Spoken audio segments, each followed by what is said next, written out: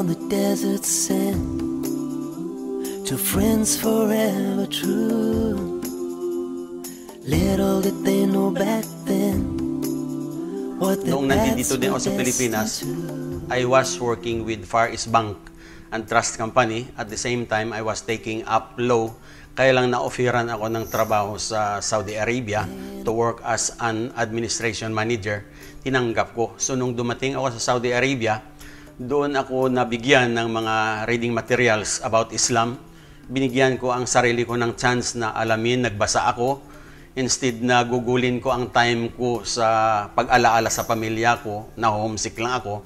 So I utilized my spare time in reading those Islamic books. And finally, nakita ko na iyon ang katotohanan, kaya hindi ako nag-atubili na tanggapin at ipamuhay ang Islam. But of course, I judge Islam by the scriptures, by the teachings. Hindi ko tiningnan doon sa mga ibinabalita tungkol sa mga Muslim, sapagkat maraming narinig tayo tungkol sa mga pagkakamali ng Muslim. So, of course, hindi ko doon ibinase ang aking pag-aaral.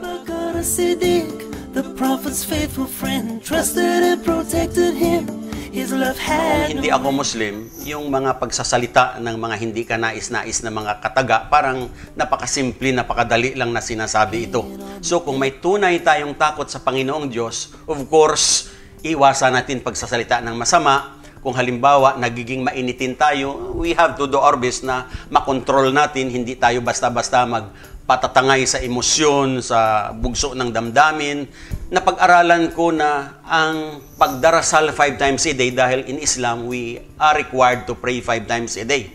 Pero sa Islam pala, hindi assurance na mapupunta ka rin sa paraiso kung hindi ka magiging mabuti sa iyong mga magulang. At of course, ganun din sa aking asawa, sa aking mga anak, at yung mga bisyo na dati kong ginagawa, sinikap ko na alisin ito dahil ang katotohanan, wala itong maidudulot sa atin at higit sa lahat, hindi malulugod sa atin ang Panginoong Diyos. Dahil sa Islam actually, we are duty bound to believe sa tinatawag na Day of Judgment. Dapat habang siya'y nabubuhay, sikapin niya na ang lahat ng kanyang ginagawa ay bagay na kalugod-lugod sa Panginoong Diyos, sapagkat ang higit na pinaghahandaan ng isang tunay na mananampalataya ng mga Muslim ay ang next life na tinatawag ang kabilang buhay, dahil doon ang final abode natin at doon ang tinatawag na everlasting life. So sa mundong ito, maaring mabuhay tayo 60 years, 70 years, but what is 70 years compared to an everlasting life kung ang ating pananampalataya ay tama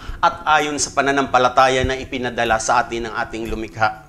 Pero of course, marami ang aral ng Islam na dapat matutunan at sikapin ng isang tao na ipamuhay ito para magbigay sa kanya ng tunay na kaligayahan, kapayapaan, satisfaction, contentment, higit sa lahat, assurance sa kanya na makamtan niya ang salvation o ang paraiso sa darating na Day of Judgment.